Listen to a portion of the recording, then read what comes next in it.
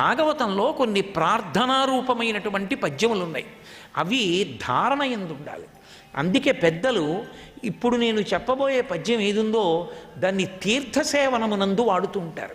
ఇప్పటికీ ఈశ్వరుడి తీర్థం తీసుకునేటప్పుడు, ప్రసాదం నోట్లో వేసుకునేటప్పుడు ఈ పద్యం చెప్తుంటారు. నేను ఎందరో పెద్దల్ని చూశాను. నీపాద కమల సేవయు నీపాదార్చకులతోడి నెయ్యము అని మాలాకారుడు ఎలా అంటాడో అలా నలకూబర మణిగ్రీవులు అంటారు. నీ పద్యావళులాలకించు చెవులున్ నిన్నాడు వాక్యంబులన్ నీ పేరన్ పనిచేయు హస్తయుగమున్ నీ మూర్తిపై చూపులున్ నీ పాదంబుల పంతమొక్కు శరముల్ నీ సేవపై చిత్తముల్ నీపై బుద్ధులు మాకు నిమ్ము కరుణన్ నీ రజపత్రేక్షణ.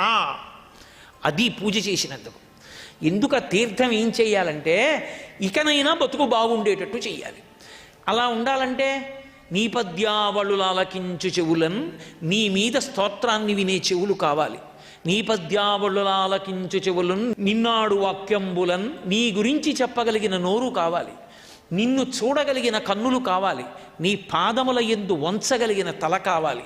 ఈశ్వరా అలా మమ్మల్ని అనుగ్రహించు అని ప్రార్థనాపద్యంగా చెప్పి తీర్థం పుచ్చుకుంటారు. భాగవతంలో ఉన్నటువంటి పద్యాలలో మెరుపులలో ఇదొకటి. వాళ్ళు ఈ మాటలు చెప్పి ఆయనకి నమస్కారం చేసి వెళ్ళిపోయారు. పూజలో ఎందుకు వాడతారు అంటే ఎదురుగుండా కృష్ణుణ్ణి చూస్తూ చెప్పారు.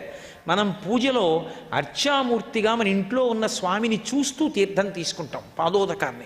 అందుకే ఈ పద్యాన్ని తీర్థసేవనమనందు అన్వయం చేస్తారు. ఇప్పుడు వాళ్ళిద్దరూ వెళ్ళిపోయారు. అక్కడ పిల్లలు ఆడుకుంటున్నారు, వాళ్ళు చూశారు ఈ విషయాన్ని. ఈలోగా నందాదులకు వినపడింది పెద్ద చప్పుడు. వాళ్ళు గబగబా పరిగెత్తుకొచ్చారు.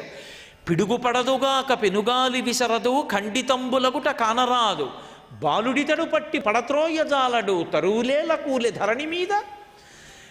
పోనీ ఏమైనా పెద్ద పిడుగుపడిందా అంటే పిడుగుపడలేదు. ఏమైనా పెనుగాలి వీచిందా అంటే పెనుగాలి వీచలేదు.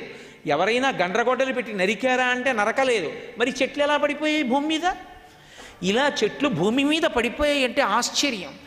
అదృష్టం, దక్కాడు కృష్ణుడు. పైగా రోలు కట్టేసింది వాళ్ళమ్మ. ఎంత పని చేసింది వాడి మీద పడుంటే అని అక్కడ ఉన్న పిల్లల్ని అడిగారు, ఏమైంది అని అడిగారు. వాళ్ళు అన్నారు, ఏమో కృష్ణుడు ఆడుకుంటుంటే రోలు ఒత్తిడికి పడిపోయాయి చెట్లు. అందులోంచి ఇద్దరు దివ్య పురుషులు వచ్చి కృష్ణుడిని స్తోత్రం చేసి వెళ్ళారన్నారు.